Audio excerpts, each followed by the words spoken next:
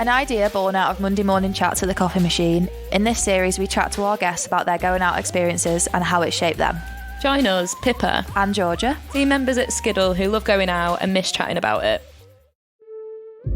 Welcome to the Going Out podcast with Skiddle. welcome. This is our pilot episode to basically see, one, if we can do it, Yeah. and two, if it works. Yeah, today we chatted to our director, Rich Dyer. Basically, he's been our guinea pig, and also where better to start than at home at Skiddle. Familiar territory. Yeah, and also like basically what Skiddle was formed on, like the love of going out. So we chatted about him going out in Carlisle and basically not going to uni. I'm literally meeting like every close friend he has now. Yeah, like, which in a club or a festival, which is pretty cool. yeah, and how that spanned into His a really actual career. successful business. Yeah. And the impact, I suppose, that what we're going through at the moment's had on the business, but how we're kind of persevering, and yeah, just his own personal story. So we hope you enjoy the episode. Here it is. Welcome, Rich, our director at Skiddle.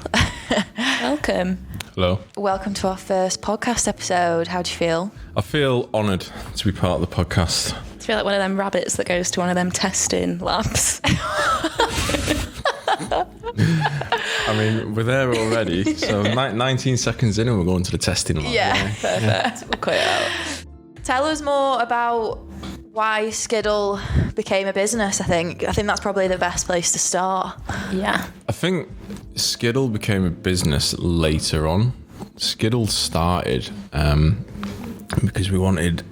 Well, it started when I was at college. So I was like, I don't know, 17 or something. And the basis of it was they asked us to make a newspaper, and we went, well, hello, 21st century, let's make a website as part of it. And that was based up in sunny Carlisle. Spoiler alert, it's not sunny. And we made this thing, and that was with somebody else, actually, Chris. Now, Chris went on to be the political editor for the Sun newspaper in Scotland, so I stopped talking to him. And, Naturally. along the way, I met Ben, and what was Student Weekly at the time became Skiddle, because, as many of you know, I'm the beauty, Ben's the brains of Skiddle, and we ended up with a website that could get us into nightclubs for free. Yeah. And it was very much a hobby. Ben had created this facility where you could add your events to the site, which meant that back in the day, like, you couldn't promote. Event promotion was handing out flyers. It was faxing. Do you remember fax machine? Do you even know what a fax machine is? No. Right, Showing your age there. You put paper in and it disappeared, and then it came out at the other end. Have you watched the new Borat? Just sidestepping. No, I've not yet. There's a lot of faxing in there. Really? Yeah. Very lot of faxing on Borat, yeah.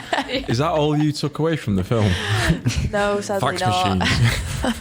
There's a lot more to talk about with that, but we'll not talk about that now. I can't give him a plug. I like the fact he went straight to Amazon Prime. Yeah. Yeah. Very modern. They basically knew it wasn't good enough for the cinema, didn't they? But everyone would probably watch it anyway, which is good. But so you used to fax event listings in. You used to you could email Mixmag, but they had like a 3-month lead time because it was a print publication and stuff like that. And as you know with this industry, because you both work in it, like, you get announcements for events maybe at the maybe a month before. There's a lot of competition with artist bookings and stuff like that. Stuff doesn't get announced. Stuff happens, by the way, 2020. And at the time, it was very often out of date. So Ben created this facility where people could add and update listings, and I just went out on the back of it. What, in Carlisle or? So I lived in Carlisle at the time, and I'll be perfectly honest, there wasn't a lot going on apart from it was Lucid back in the day. My mate Matt Tyson. And big shout to Tyson there. A different Tyson. Which it was Lucid. We started going out at the Twisted Wheel which was a rock club, because I used to like that. Well, I do still like that stuff. And you could get in when you were 16, so why wouldn't you?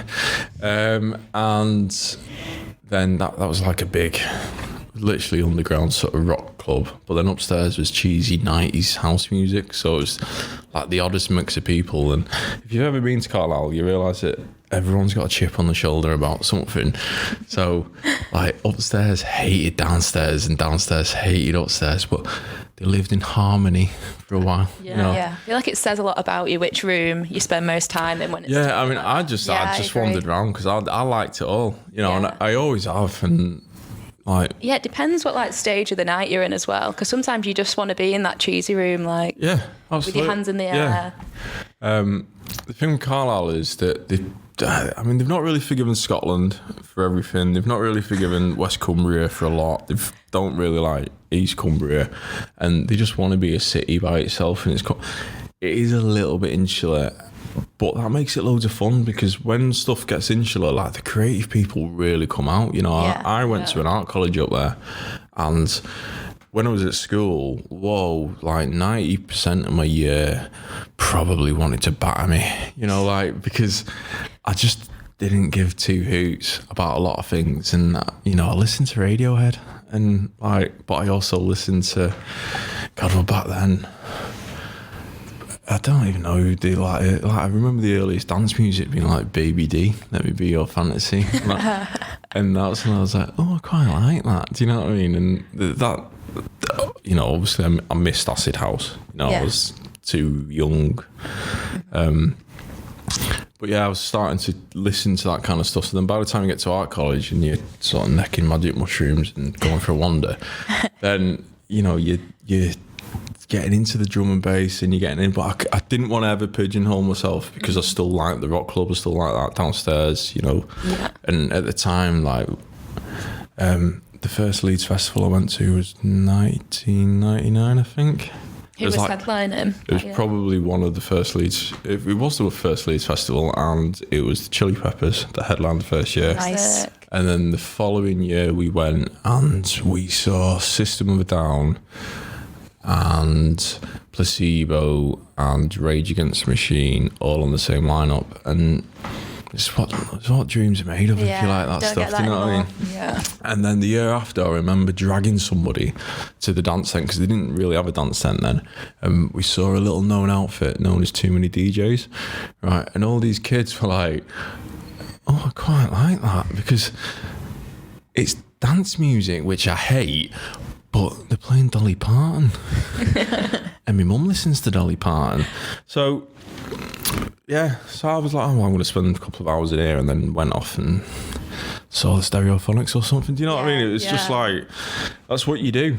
And that's it. And back to the original question. So Skiddle was kind of all those things, and most importantly, we were offering a facility to event organisers that they could come on and they could change a lineup or an opening time or something like that, and it happened straight away on the internet. And you know, I'm not saying I was at the birth of the internet, because we weren't, but I think we were at the birth of the growth of the internet. And was this just in Carlisle originally? Carlisle and Preston, the two nightlife hubs of society. Nice. But Ben was at uni. He went to UCLan and I went to uni, waste of time. And we used to get on the train, and on Fridays they did a 6 o'clock train home on the Saturday morning.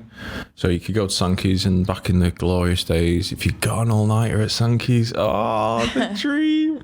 So you could just come out and, like, you know, Ancoats now is, wow, it's amazing, isn't it? It's all developed. It is what it is. But we used to come out and walk down basically wasteland and fear for your life, trying to find your way back to Piccadilly and just have a get a train home, stay in Preston or whatever. So yeah. How does that photo of the Sankey's building being made into an office? Yeah, so how did that make you feel?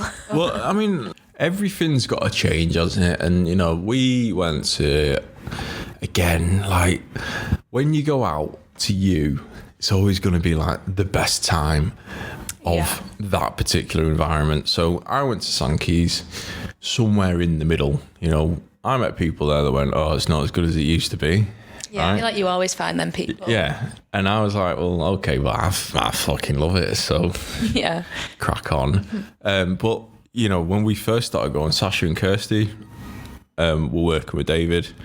And that was the original, no sort of toilet cubicle doors and proper good fun, good, just all about the music, proper sweaty, just whatever. And then that developed. Sasha and Kirsty left. They went on to set up the Warehouse Project, and you know, David then put more of his vision in there, and it was great. It was different. I mean, upstairs they turned into Spectrum for a bit, which was what the upstairs floor, and they put in like this LED ceiling, which, like, production level wise was amazing. But then it's like, well, this used to be the little room you go to escape to, maybe, and now it's kind of shining a very big light on you. And then, but you know, then they slowly developed downstairs, and they did bits, and they did what, all sorts. But you know, then Sankey's started competing with effectively the Warehouse Project, you know, and nightlife, the clubbing started to change because people wanted these bigger experiences. You know, it is, whether you say it or not, people are always looking for something novel. You know, and Sankey's was great, but it did slowly start to disappear, you know, and there's nothing more disappointing than going somewhere that you had fond memories of and then thinking, that's a bit shit in here. Oh, so you feel like you watched it kind of change in a way? Yeah. So I saw it. I saw it go from like dirty underground to really. I mean, it was never a glitzy club, but like I thought quite a high level experience type thing. But then that went through the motions of not being able to necessarily get the bookings, or, you know, because there's a lot that goes on in this industry, and it's like, well, certain things are going to affect that, and then, you know, the club just got quieter, and it was just different experiences. But, you know, I had some of the best nights of my life in that venue. You know? Yeah. Oh, that's sick. So to answer your question, to see it as an office now, it's fine. You know, I think I've not looked around it. I think I might have a look around it one day. You know, I think they'll do. It's like some people say about the Hacienda getting turned into apartments. It's like, yeah, it's a shame, but like the Hacienda it wouldn't be the Hacienda still. No. You know, if the doors aren't shut, it'd be a different experience to what you went to anyway. You know, I never went to the Hacienda. I was too young, but I speak to people that have, and they were like, well, yeah, at its peak. But when you chat to people, its peak is like 6 months. Yeah, because it kind of closed at its peak. But I guess that's how to create like a legendary club in a way. Yeah, I guess so, yeah. And, you know, when you start adding stories and myths and like, it's like the Skiddle Christmas do. Like, you don't... no one really knows what happened. You don't know unless you were there. Yeah, right? And even if you were there, you don't really know. And I definitely don't know half of what goes on the Christmas do. I just pay the bill. And the police officers. Yeah. So, like one of the saddest moments of my life was watching the Republic burn down, which is the home of Gatecrasher. But then also at the same time, that had peaked. Yeah. You know, Gatecrasher again, like me and Ryan used to go, and we didn't even know each other at the time, or sort of earlier on, but a lot of people that went to Gatecrasher in Sheffield at the Republic, not Gatecrasher 1, the Republic as it was, they will hold that as some of the happiest moments of their life, of growing up, you know, and those whole weekend experiences were like little mini holidays. But then to sit and watch it burn down, you're like, well, it's really sad we're losing such an iconic building that played a big part in my life. But also at the same time, it had already gone. It had already left it. And it wasn't because we got too old for the place. It's because the place had got too old for the people that went. So But that's the state of nightlife. You know, you can't run legacy events without changing them. You know, the Warehouse Project is still amazing because it's a concept. So, you know, they're at Boddington's and everyone's like, wow, you know. And I was trying to think, we went and watched bands on Thursday nights at the Warehouse Projects at Boddington's. I'm sure we saw Foals, but don't quote me on that. But yeah, you know, that kind of thing where they were just in the second warehouse, so you did whatever, and then Friday night you go and have a proper rave up, but it was massive, so it never felt... Is this when it was under Piccadilly? No, so originally it was at the Bonington Brewery, right, which is the big car park opposite the MBN, yeah. Right. Which is now, so there's now a travel lodge and the rest of it's levelled, but that used to be the Bonington's Brewery, and they went, yeah, we're doing a party in there. I'm like, oh yeah, hello. Yeah. And did you go for free? Yeah. And they did a few different things, and it was great, but it always had a lifespan, and I'm pretty sure they only did one season there. They might have done two. And then they had to go to Store Street, which is where you just mentioned, which is again, that was the underground car park, and again they ran it for 12 weeks, and then they disappear, and then they come back and they did something else. And was it Vic Warehouse for a bit as well? Well, this is it. So then with Store Street, they had hotels getting built around it and stuff like that, and they were like, oh, we're gonna leave here. So then they went up to Victoria Warehouse. Before Victoria Warehouse existed, they were effectively like the launch. Oh yeah, I completely forgot about that actually. Yeah, so they were like the kind of like Mayfield. Yeah, when I think use that as the launch. Yeah, so they were the launch partners for it. Did they do one? There was definitely 2, maybe 3 seasons up there, and then they're like, stuff went on. They've gone back to Store Street, and it was like, oh, okay. You said you're never going to do anything here again, and you couldn't, but now you're back, and there's all these younger kids coming through, and the warehouse, man, the shows that like Rich and Sam and they're able to book are they're going to get some cool stuff, Yeah. I'm not going to say they single-handedly brought back Chic, but they they contributed. They took a punt on Chic on a Thursday night, and they sold it out in minutes, and everyone's like, oh, people still like us, and it was one of the greatest shows on earth, and it was in there, and then obviously they went on to do loads of festivals and stuff, and whether they're responsible for the return, it probably would have happened anyway, but it was a very significant moment in the Warehouse Project's history that they bought Nile Rodgers and they sold out really, really quickly, and it was amazing. So they do Store Street, and they're doing like the big Prids parties and stuff like that, and it's like people want to go, they want to, like, you can have a Hacienda in the Warehouse Project, or you can have Eric Prids in the Warehouse Project, or you can have a Chic in the Warehouse Project, and they're 3 completely different crowds. 10% or so might cross over and go to all 3, but there's 3 different audiences there going, well, that was amazing, and we saw we saw an airplane in there, man. I was like, this is like, how's this going to work? Yeah. And it did. Yeah. So you're part of that, and then obviously Store Street again was a little bit like, maybe they were getting too big for it, or there's always a plan with products like the Warehouse Project, and Mayfield came along, and wow, what a space. They're able to scale the brand up, they're able to scale the show up, and they're able to get the bookings to support that. And George Fitzgerald in the main arena of Mayfield Depot. I went to that, the one that was before the year that they went to Mayfield. Yeah, so they did the teaser gig. Yeah, that was like one of the best nights out. And you're looking down there, and there's always something great about just a crowd of people. Yeah.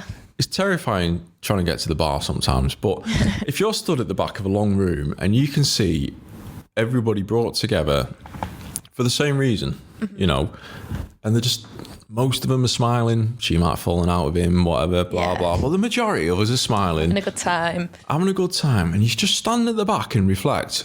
And you can go, yeah, all right, yeah, nice one. Well done. Yeah. Yeah. Topless. I feel really nostalgic, you even just talking about crowds. Yeah. Right? Yeah. No, yeah. And I think this is one of, oh my word, I knocked my microphone over with excitement. One of the things that's really knocked people for six this year with COVID is the experience is that kind of, we're in this together kind of stuff, So whether that is Mayfield and you stood at the back, or you're in a nice small sweaty club listening to some like Romanian techno that the 100 people in that room love and everyone else would hate. Yeah. Yeah. or wandering around Glastonbury at 5 o'clock in the morning. Just meeting people on the same like wavelength and mindset at that time. And it's when you ask somebody what the time is at Glastonbury and you think, oh, it's Sunday. Where? Really? How? Yeah, when did that happen? When did it Sunday? I'm sure it was Thursday when I last asked. So that, you know, and just togetherness is massively missing from society at the moment. And I think that that spans all forms of entertainment and hospitality, because clubbing, it's about a dance floor, or, you know, you're at a gig and, you know, it's your favourite band and you're dead chuffed you finally got to see them or whatever. But even like the theatre, just being all eyes forward. And I guess that's it. Like everybody there is focusing. Yeah. They're focusing on what's going on. And we were very lucky to February half term. We took the kids to London before all this kicked off and actually got some culture in, and we saw The Lion King and Wicked. Oh, wow. Two top choices. A day after each other. And it was, there's loads of rushing around. I messed up booking the tickets. It was really fun. For somebody that owns... Extended family trip, so it's going wrong. Dad got it wrong. I tell you what, for somebody that owns a ticket outlet, I'm not very good at booking tickets. Yeah. They're not on Skiddle, I don't know. Yeah, and my wife will definitely back me up there that, oh my goodness me, I was like, right, well, we can't get a refund for that, but we can move it till the day after, because I booked 2 shows at exactly the same time. Anyway, long story. But being in there, and you know, The Lion King, I don't know if you've seen it, but the opening scene, it's well emotional, the beginning of it. The animals are coming down through the crowd doing it, the kids are just looking everywhere, and then that's the thing, that the elderly couple behind us are just as fascinated as my 5-year-old boy. And they're looking around and they're going, and this is it. And when you getting back to dance floors and you're doing, like, you've all committed to that night. It's not like going to, shall we say, some of the cheesier clubs, like back to the Twisted Wheel. Like, we went there on a Saturday night because we wanted to get drunk and bang around. But again, it is that kind of same community. It was just a bit of a shit mosh pit, right? As you've got older and you go to these things, the message is, you know, hey, look at us, we're all in this together. And unfortunately, we've really, really struggled to do that this year. So we're obviously approaching like the second lockdown. How do you think like it's going to be different going into it in winter than it is like in summer? I think more people will be willing to do Zoom quizzes. Do you think? That's a joke, is it? Because I don't want to go near him. I don't want to go near him. Because like as we did Zoom quizzes, and it got sunnier for longer outside, Zoom quizzes disappeared. Yeah, but people were making up excuses even though they weren't any excuses. What else have you got? It's either the Zoom quiz or Strictly Come Dancing. And I like Strictly Come Dancing, don't get me wrong. But it's only on for a couple of hours a week. I just, like, it's really tiresome COVID, isn't it? Yeah, what do you think about, you know, there was live streams and that was all exciting last time. Yeah. What is that? We're going to go back to live streams, or do you think people are just going to have a rest? So are people going to start being creative? Is there going to be something different than a live stream? Probably not, to be honest. Maybe more of that you buy tickets for a certain performance, because a few artists started doing that. I watched Bicep. So people are just going to cash in, is what you're saying? Not necessarily in a bad way, but you would pay tickets. You would pay for a ticket to watch something that's different. So lockdown number 1, it was free, but lockdown number 2, we're like, no, they actually people have less money. But buy a ticket. I don't like watching people on screens. Like, I get it. You go out basically for the vibe, for like the community, the atmosphere, the experience. I get it. I support it. I prefer a YouTube stream because I can watch it on my telly. Yeah. Rather than looking at a 14-inch MacBook, which, 13, whatever I've got. And the speakers are all right, but it doesn't reverberate your rib cage, does it? No. You know, and the kids are probably going to ask you something, or the dog's going to bite you, or just, you sat there having a drink by yourself That's the worst thing about it. I even felt like that when we were doing Zoom quizzes. Like, I actually felt like I was with my mates, and then I shut my laptop screen and I realised I was just a bit drunk in my own room. You drank a bottle of Prosecco on your own. And I just like crawl in a ball and go to sleep. And it'd be the saddest thing ever. Question number 12. At what point do you realise you've become an alcoholic? Yeah. Question 2. Yeah. And the quiz answer. And this is it. I mean, we could touch on alcohol, we could touch on drug use, that they are things that are attributed to going out partying, but they enhance the experience. I think you've hit the nail on the head. Like, sitting at home and being a bit drunk by yourself is not that much fun. You know, it's no. And if it was fun, there probably is a problem there. Like, yes, well, there's certain numbers you can call, but yeah, it's it is really just tiresome. I don't know if people are going to do things differently. I don't know if it's going to be more than 4 weeks. I don't know how we come out of this, really. And the thing is, I don't think anyone knows, and you can just keep talking about it. Is it going to change anything? No. Do the people that are in power really care? No. We're just going to get to a point where stuff might be allowed to start happening again. And we did see some really great social distancing things happen. We did see event organisers, like we said we would, go, right, what are the guidelines that we can work, you know, and we'll bloody well do it, right? And if you look at what Luke from The Social created down in Maidstone in Moat Park, you know, it's a massive big top. It was nicely sectioned off. Did it follow all the rules? It absolutely did. Was he still able to deliver an Oktoberfest event? Yes, he was. Did he have Nick Fanciulli and Eats Everything? Yes, he did. Was the vibe quite the same? Not entirely sure. I wasn't there. Did it look good? Yeah. Did it get loads of good reviews? Yeah. Okay. So, Free Islands at Mayfield Depot, what they've been creating there, you know, it's a food-led experience. Yeah, it's mad because it's kind of like it's been born in with all these kind of rules in place. So it's like a step in the future, really, because everything's social distance. It's like, wow. Free Island is just Disneyland for food, isn't it? Yeah, you can't stop ordering things. Yeah, especially when you don't have to move and everything is just being brought to you. Yeah, like, and now they've got a curling lane. I mean, what? Yeah. Isn't that like the motion of So what came out of lockdown? Right, well, I'm now the world Manchester champion for curling. I've been practicing really hard. And good on him.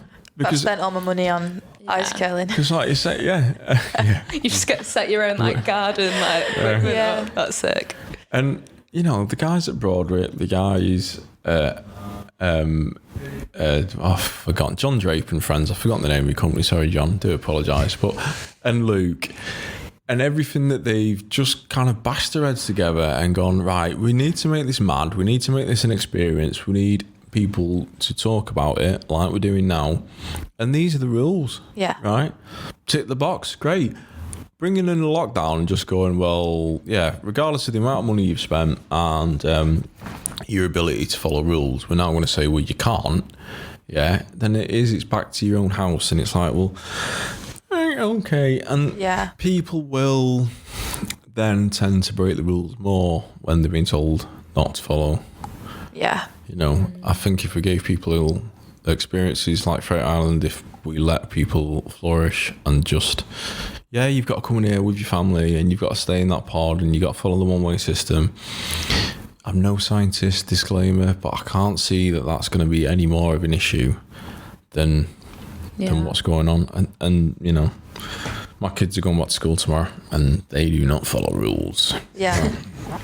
Rebels. The kids, you know, and this is it. And, you know, I'm lucky to be sat here aged 37-ish. And didn't know this. I am learning so much. You know, it's like literally 18 years, 19 years since I started going out. And I remember being 18 and 19 and what I did and where I went. and the freedoms that are attached to that. And no, I didn't go to uni, but I hung around with uni students. That's the cheaper way of doing it. Yeah, all the perks. Yeah. It's like friends with benefits. Friends with benefits. And you just did what you wanted. You got by with the money. You know, we're not talking about loads of money or whatever, but you know, you could get a few of you together and get in the car to Nation. You know, yeah. I remember my mate Tom just ringing me up on like Boxing Day, and he lived up in Carlisle, and he went, "I'm really, really, really, really fed up with the in-laws. Do you want to go to Cream?" I was like, What, for like the Boxing Day? Yeah. So he rang me up at lunchtime. 3 hours later, he was picking me up, and we're on the way to Nation. And that kind of behaviour is, you know, being taken away from a lot of people. And this is, you know, there's you take that for granted, don't you? Like, I feel like I took that for granted. Yeah, because you're young. The spontaneity, definitely. Like, all right, you have responsibilities in life, and most people that you know aren't the kind of people that just shirk all the responsibilities, because those people are called twats, right? However, you can grow up and, well, for as long as you want, really. Like most people take responsibility for their own actions. So, you know, I got married and then we have kids. So obviously kids change the going out society thing, but then the kids got a bit older, so we offload them and then we start going out. It went back to normal. And you behave. Cream on Boxing Day. Lunchtime notice. Yeah. You texting your wife like, in-laws. I'm really bored of the in-laws.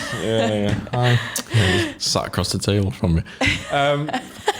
No, but you what I'm getting at now, what's happened this year is people that might have gone to uni for the first time or might have really just kind of gone, I'm ready for this, or they were looking forward to the new season of the Warehouse Project or Steelyard, or even like, Creamfields, and like I've got my ticket and it's like the first time. You know, I remember, like I said, Leeds Festival. I remember the first time I went to Glastonbury, I was like 17 years old, and I went by myself to find my friends because I heard on the grapevine that he was at Glastonbury. We didn't have mobile phones back then, so it was a bit of a punt, right? Wow. And we're like, what? And the beautiful thing about it, well, if you think that's good, that's risky. Like, my mum lent me the money for a ticket 2 weeks before Glastonbury, and I picked it up from the Tourist Information Office. And you were able to sort that. That's mad. That was the year that 100,000 people came over the wall. So I was a little bit annoyed that I bought a ticket full stop. Yeah. And that was the year that they then had a year off. And then they had to put the big fence up because the licensing went, look, this has become a monster because it was horrifically dangerous. You know, you're walking around at 5-6 o'clock in the morning, and it was like a busy Manchester city centre on a Saturday. What was the vibe like? Was it a nice amazing. vibe? Yeah, it wasn't like a hostile. Like, no. I did get mugged, but it was very late in the morning or early. No, I mean, listen, in every I hate like people go, that was rough. Yeah. No, it wasn't. You had a rough experience with one person, kind of. Yeah, thing. and it's like they used to back in the day, Creamfields. At the aerodrome, forgotten it. I'm starting to obviously forget stuff. But before it moved to Daresbury, it used to be in the airfield, and people used to say, you don't want to go there. Like, why? I had the best August bank holidays of my life, and it was just one night, and you go and party, and like, loads of Scousers, and you're like, there's some of the soundest people that you ever meet. Like, I never in all my time saw any trouble, and I know people did. But it doesn't mean it's a troublesome event, you know. Yeah, totally. And that's the same with some clubs, so you don't want to go there. Put a label on it. Yeah, and why would, if you're generally nice to people, you find out that they're going to be nice to you. Mm-hmm. Unless you live in Carlisle, right? Everyone's got a chip on their should. Yeah. They want to be Scotland, you heard. Listen, I love Carlisle. But there's certain areas down there that I believe even now are just a little bit flaky, and boys just want to go out, have a few lagers and have a scrap, and you're like, nah mate, it's not why I'm here. But good on you for having a roll. Yeah. Different types of people. Yeah. So what was the question? Well, the whole question of the podcast is like, are we changed by our going out experiences? And you've kind of talked us through kind of like your experiences when you were younger and like how that's changed now you've got kids. But like, you are one of the people that when you kind of talk about your friends, there's always kind of a link to like either a festival or like a club experience. Like, how many of your friends did you actually meet on nights out? And like, tell us some of the best ones. So that is a good question.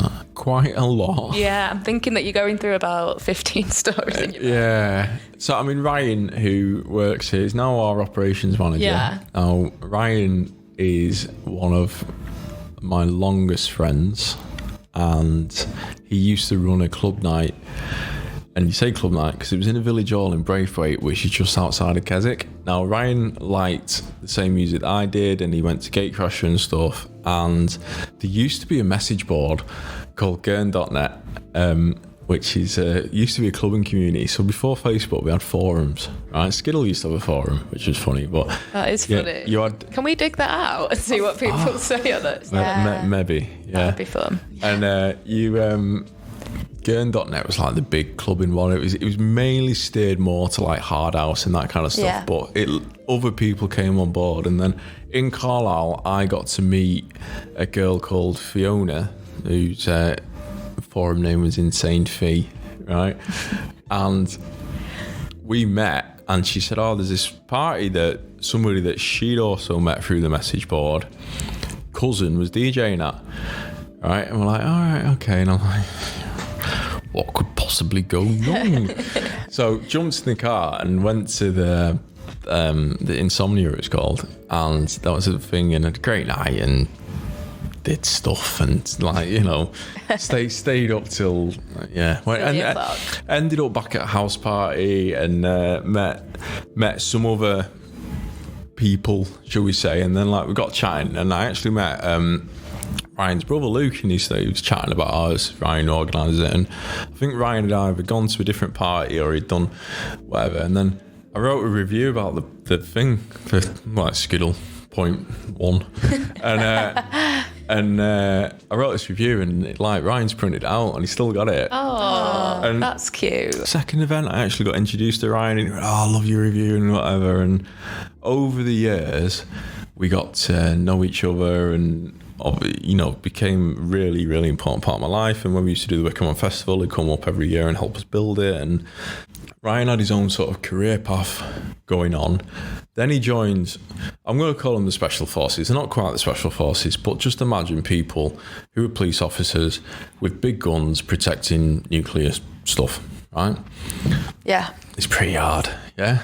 And he put himself through that, and he built more and more up. And obviously there was a running joke for years about when he'd come work at Skiddle, but to me it was like, when people come and work for me, I treat it as a livelihood, and this year's been really hard on that, because I'm not like, you're not just staff, you know, your family's a bit cliche, but you are, like, I realise what being employed means. So when you're the employer, like, having to let somebody go for whatever reason, it is difficult. So then when you're saying to somebody like Ryan, "Do you want to come work for me?" And Ryan lived up in Whitehaven, which is like even far further than Carlisle, like Carlisle by the sea. And we finally got into a job. He was moving his family down here and stuff like that. So, but me and Ryan for years, the stories are unprintable, unrecordable. Yeah. But you know, he's now the godfather of my children. You know, that's amazing that you met through just a common interest in like the same music. But through trance music. Now, Fee, that I was talking about, she met John at Gatecrasher. They ended up getting married, so they've now like moved down to Peterborough. And then Jamie, that works with us in our sort of marketing team, and like Jamie's like, he's my best mate, and you know, and it's So Jamie used to be in the Slamming Boys, which is a DJ duo from Manchester. And I didn't know about that. Yeah. Oh, this is exciting. So they used to produce and DJ a lot. And the Slamming Boys. The Slamming Boys, yeah, no G. No G, no obviously. G. Was it? God. We sound a little bit like Steve Wright there, don't we? That's slamming, no G. And so Jamie was a pretty big house music DJ and probably playing all sorts of clubs we'd never go to. But, you know, it's that kind of vibe. And he started using Skiddle to promote his nights. And it was like Slamming Boys nights, but James also involved with Funkademia. Shout out. That's Manchester's longest running club night, Funkademia. 25 years old this year. Watch out for probably a stream at Skiddle. To celebrate the birthday. So Jamie, it turns out he was at V Festival DJing for the Bacardi B bar, right? So I've never met Jamie. Even V Festival's a thing of the past. Honestly, V was... Wow, the best 36 hours of my life at that festival. All right. So me and Emma jumped in the car, basically went down to V. We got tickets. There was other people at V that we knew, but I said, look, I said I'm going to say hello to Jamie, do whatever. And anyone that knows Jamie will straight away recognise that what I'm about to say still applies, right? So he's DJing, he's behind the decks. He's DJing for Bacardi, so he gets given like the biggest rider possible. So Jamie goes, he's literally like, come on then, let's have a drink, right? And that was like the first sentence. And it's like, right, yeah, so cocktails, whatever, right? Spent about 30 minutes with him, right? And he's like, I better go back and DJ because he often forgets that he has to do that. Yeah, right? that's what you do. It's quite a repeat thing with Jamie is that mid DJ set he'd forget that he's supposed to be doing it. And we met, we had great fun. We went and saw McFly after that. Jamie didn't come. Honestly, right? Me, which wasn't my wife at the time, but what's my fiance, whatever. Still married her. Still end result. Still end result. And we ended up, shall we say merry? Yeah. Let's put it like that. Yeah, that's a nice term. With our friends from Scotland, hugging each other to McFly. It's all about you, right? And oh my God. What a picture, by the way. I've got right now in my head. I burst into tears. And it's just like this, you know. That's giving me goosebumps. Like, listen, I don't buy McFly albums or whatever. You went and saw him as a bit of joke. And they were on before Damien Rice, which, by the way, again, Damien Rice live, rocking out the second 10. So it wasn't the main stage, it was the 10. Unbelievable. Because obviously, like, if you listen to his albums, it's like... It just actually scale. The past that I feel like I've not heard that name. Is that like the Cannonball? The Cannonball. Yeah. It's hard to die when you're a star or whatever. I can't remember the song, but rocking out live, wow, amazing. And again, everyone's in a tent together. It's crazy when you have that experience and you're like, you don't sound like that on like a recording, but when you're in like the live element of it's much better that way around. When you see someone live and they're not as good, and you're like, oh, you sound better on your recording. Yeah, I'm gonna go home and listen to it at home. Anybody has ever been to see Ian Brown, you'll know what you're on about there. Ian. I hope you're not listening, Ian. Give up and put a mask on. That's all I'm saying. So anyway. So we met Jamie. I mean, that'd be a blast. That'd be a win, wouldn't it, if Ian Brown gets really annoyed in tweets about this podcast? That would be sick. That'd be the launch, wouldn't it? Yeah. Say something else that'll piss him off. Skiddle podcast, stratospheric. Yeah. That's a one way for us to get listens, isn't it? Yeah. Ian Brown, I went to see you at Rockness and you were rubbish. Let's try and get him in as a guest. Let's get McFly. Yeah. Oh, honestly, it's so good. All right, and you wouldn't go away and listen to McFly, but they were good, they were fun. I would.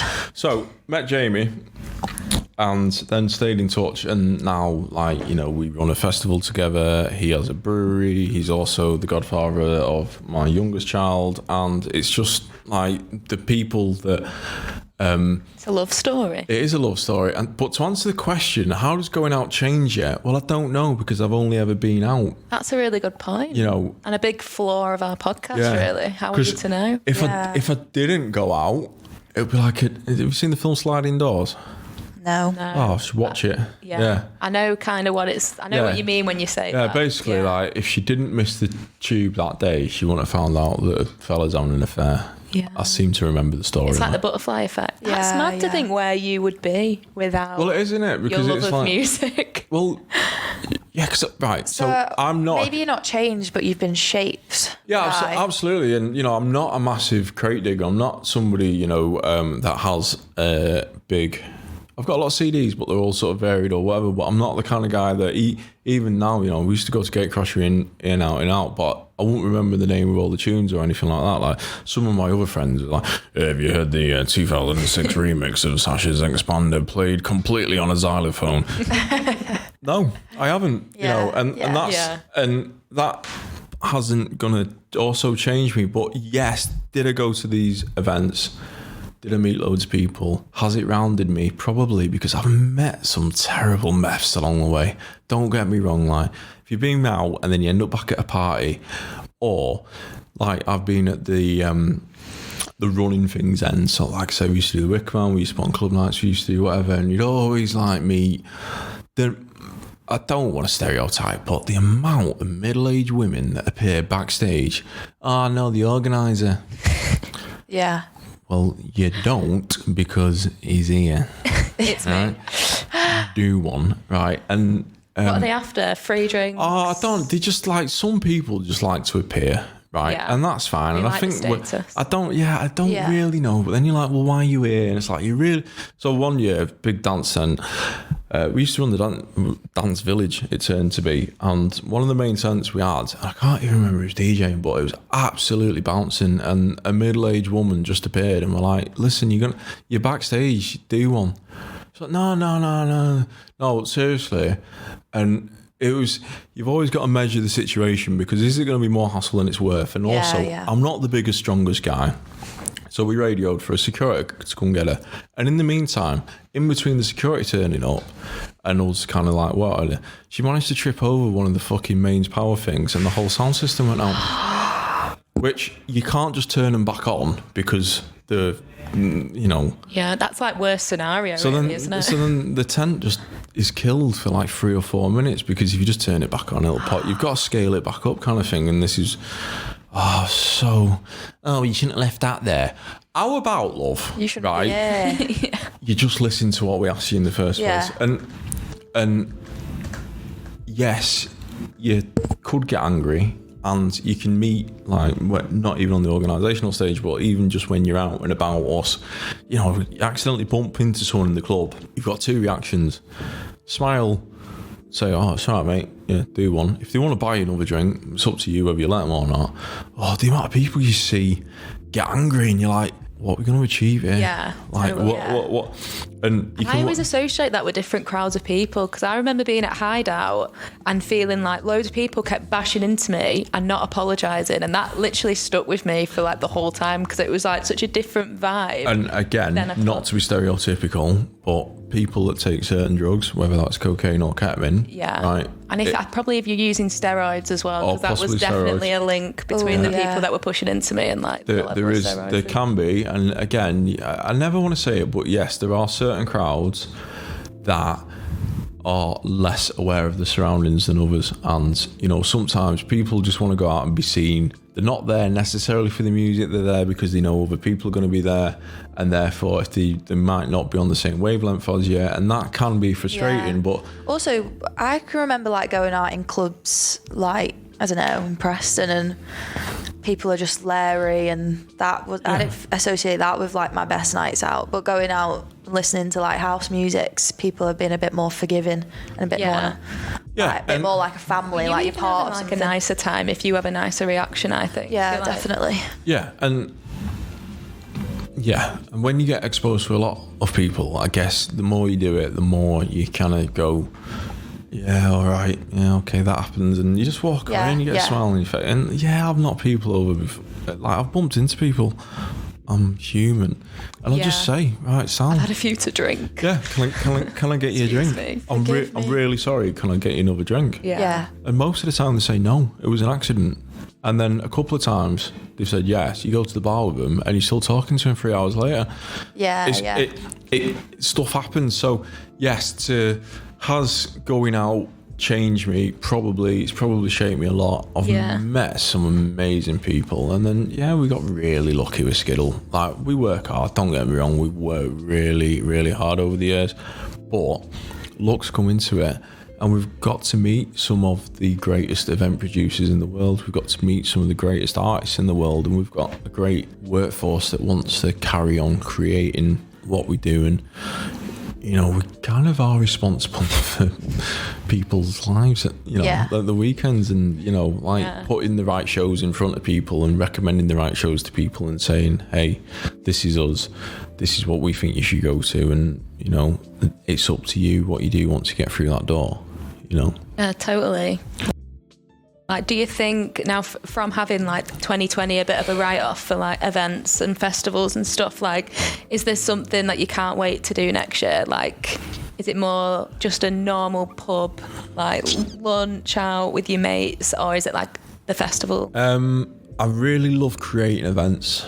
And I've really missed that, I think. Yeah. And on all levels, you know, we have the Highest Point Festival, and like COVID hit in February, March, and we were like, oh, okay, yeah, May doesn't look likely. And then we're like, yeah, we're going to move it to September, it'll be fine. And then it's mad how like it's literally how November. that felt like that's definitely going to be on now. And I've missed that, and I've missed the excitement and the buzz. And I mean, how much nice weather did we have? What a punishment! Right at the beginning, weren't it? To have like 14 weeks of sunshine and but also not be allowed to share it. But if we had to have a lockdown, which we obviously did, I'd rather it be sunny. Imagine if it's sunny now for the next one, like a freak weather comes back. And Right, so just moving on to the conspiracy theories.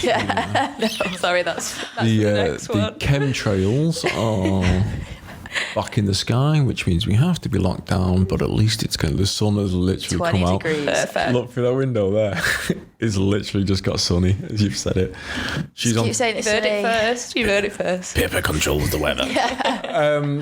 Like years ago, we spent something like 10 weeks in a tent because we were going to the festivals and scanning the tickets ourselves, or like I say, we used to run the dance village, or took the bus up to Kendal Calling, and they all bounced off each other.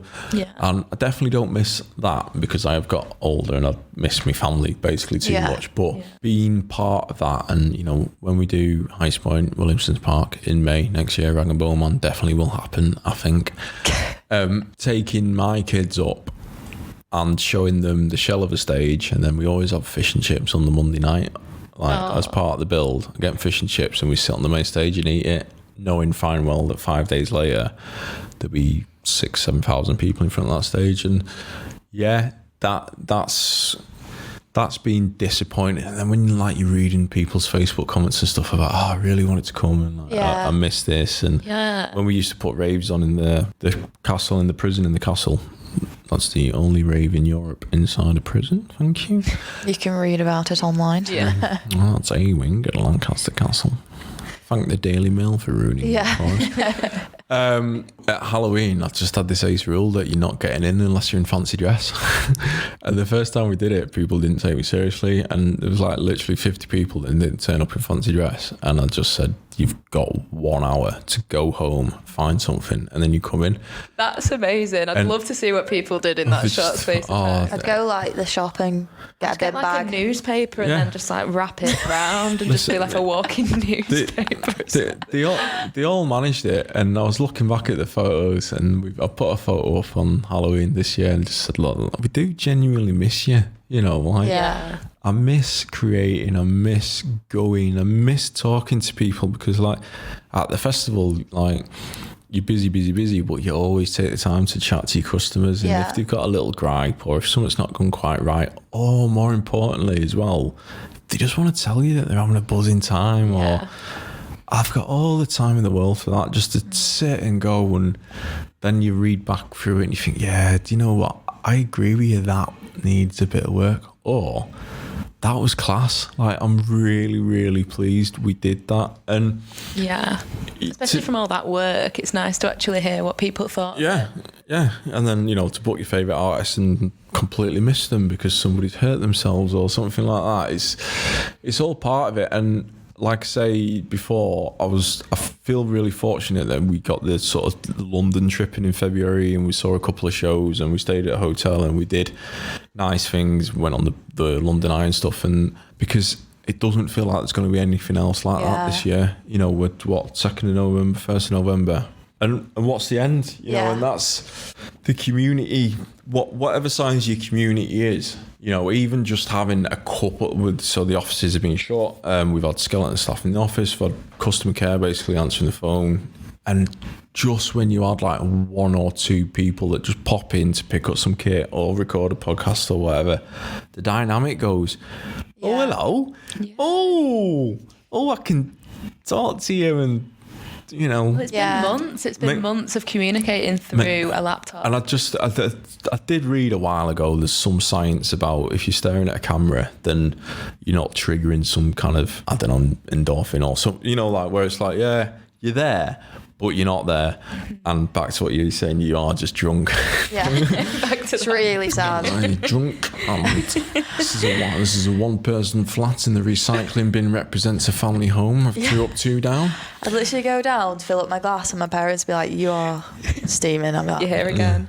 This is I'm not steaming. You're steaming. You're not. Yeah. But it's that buzz when you first started seeing Friends on the screen. It was like, drink, and then it was like, oh, like this is pretty lonely actually. Yeah. When the laptop screen gets especially with your phone signal as well. Oh yeah. Try and ring Pippa up. Right. I actually had to ring you back and just say I didn't catch any of that, and I just pretended I did. So imagine moving into a house where you and your boyfriend have the same provider for your phone, which isn't in the area that you've moved into at all. So that's what me and Johnny are dealing with. And I heard, so the other day we had a team call, didn't we, on Slack, and I was there but wasn't there, and Jamie was like, it's so difficult to get in contact with her, and I was like, Jamie, I can hear what you. I was like, I actually can hear you right now. I was like, is this what it is like when you're not here? The accidental upset of the bad internet. Well, there's loads of like issues that have come out of 2020 in terms of like internet issues and stuff. Where should we start, Pippa? Come on. No, not this again. Sit on the couch. You can't even see a therapist. Can you not? I don't know. Over Zoom, you must be. Yeah, but again, it's not the same. Again, like I don't mind talking. I've had counselling in the past, right? And on the phone, it's just like, But sitting opposite someone, again, it's energy. Yeah, it's like you know, without sounding like crank, you know, like just energy in a room. It's nice, because it's like the world's been going digital for ages, and we finally had to do it. But everyone does prefer like the human contact, which is a good kind of revelation to come out of it, really. Yeah. Instead of I prefer digital. Let's just keep everything online. All these businesses that are like, just work from home forever, and you're like, the employees are like, the thought of that fills me with fear. Yeah. Feels lonely. Yeah. Yeah, there's going to be obviously some changes. And do you know what? Like, talking about next year, are we going to be able to jump feet first? Like, I guess we don't know, do we? Like, and that's the thing that, you know, are we going to be able to put a festival on in May? I really, really, really hope so. And then we talked about doing a football. So the European Cup's been moved. So we were going to do like a fan village and stuff. It's like, sick. Do we do it? But again, the actual planning of these events is not something you do in a week. It's not something you do in a month. When you know you can do it in a month, but it's not the best experience ever. And when are we going to find out? You know, and it's all those things, isn't it? Like, what do you think of the lawyer of Glastonbury saying that Glastonbury's going to happen? Good on him. I guess it's got as much weight as me saying Highest Point's going to happen. Yeah. There's some very big players in this industry, and I mean that in the nicest way possible. That there's some guys, you know, like Melvin at Festival Republic, you know, we were chatting about Sasha before, and Rich McGuinness and people like that. These guys are really, really good at the jobs, right? And they've got a lot of experience, and they're also going to get to a point where they're not going to take any shit, right? And it's got to be said the same about, you know, the football stadiums. It's like, you know, we all saw the photos from the theatre in London, which I've completely forgotten the name of, that was full. I should know the name because I was there in February, but you know, they're there, and what seemed very limited social distancing, but then the Premier League's having to play sound crowds, which I don't know if you've watched. I reckon less people are interested in football at the moment because massively. It's just getting a bit robotic. So we're talking billions of pounds for the economy, right? This all could be looked after a little bit differently. And if they just said, look, this is where we think we're going to be in March, this is where we're going to think we're going to be in May. Disclaimer, we might not be, but this is what we're working towards. And this is where we've not had through any of COVID on any level, you know, and I'm talking to head teachers, I'm talking to people in the events industry, I'm talking to guys that own shops, I'm talking to Jamie that owns a brewery. You don't make beer overnight, yeah? It takes weeks, yeah? So you can't, you know, like all the garden centres have got the Christmas stuff up in July because they didn't buy any patio furniture because they knew they weren't going to sell it because they weren't open, yeah? So when you're looking at all this, it all just needs a bit of a plan that says, these are our expected lead times, right? Mm-hmm. We may not achieve them, right? But if we can get to a point that in June, Glastonbury can happen, 200,000 people can hit up Worthy Farm because the camping experience is whatever, and we're going to ask you still to wear a mask in front of the main stage. So we'll have hospitality zones where you can have food and drink, right, and you can take your mask off and they're a bit more socially distanced. But if in front of the main stage you wear a mask, we can all work with that. That is a crazy concept, though, isn't it? No, it is. It's a massively crazy concept. I just feel like people wouldn't do that. No, they might not, but you can ask them to. But if that's what they say we have to try and achieve, or it to be and we can crack on, then that's fine. Or, I mean, I'm not a massive fan of temperature checks at events because people's body temperatures get raised for other reasons. Yeah. Right? Yeah. And I don't think it's... Again, I'm not a scientist, I'm not a disclaimer, but ultimately, we can't not do anything. And this is the biggie for me, where you're just going, well, hey, yeah, we're going to shut the doors till Christmas. And then Christmas will be normal. And then you get to the 2nd of December and you go, yeah, nah, actually, guys, it's not really worked out. And right down to, like, are you buying a turkey for 10 people or are you buying a turkey for 4 people? Yeah. Yeah. And it's all... Or if in doubt, get one for 10. Yeah. You don't want to only have turkey for 4. Yeah. Surely people get turkey just for the leftovers, surely. I don't know. Turkey and chips. Yeah. Like turkey butty. Smash in. I'm a veggie, but like... I used to love a stuffing and turkey butty like the next day. Are the turkeys even count to vegetarians? Because you only have them once a year, and it's like people that don't... It's still an animal. Yeah, I know, but it's like... No, but people don't gamble, but apart from national... Oh, right. So do you have turkey? Yeah, right, I'm a vegetarian. I don't think it's the same. I feel like if I had one thing to be not... No, I don't think it's the same to compare playing the Grand National. You don't see turkey... You play the Grand National, yeah? Putting a quid on the Grand National and having a sit down. But you don't see like turkeys in everyday life, do you? It's not like you're not... No, because they're all reared for Christmas. Yeah. They're hidden away. Chris Reard. Right. Bringing it back to the music. That was a sidetrack. Yeah. But yeah, it's been really interesting talking to you. Yeah, I feel like I've loved talking about going out for like just this like however long we've been chatting. I mean, like it's nice. Like it's the making of all of us, and you do notice. I mean, even now somebody's turning the music up so we can hear it on the podcast. Which yeah, I just realised. I've asked Patrick to turn it down.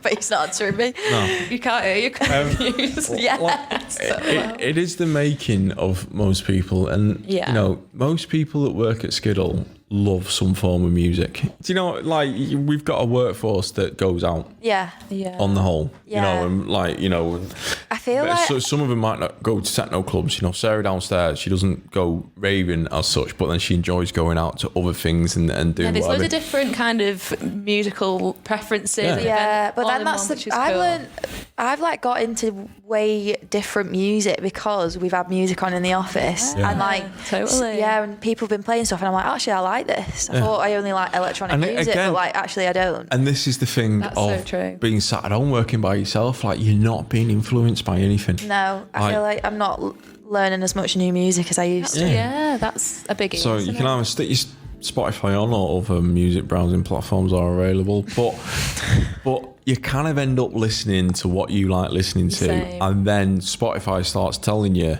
that you should listen to this because you like listening to this. What's it called? An echo chamber. Yeah, exactly. Well, that's made me feel really like, yeah, that's true. Whereas if you're in the office and, you know, Chris White used to like putting, what's she got? Lana Del Rey.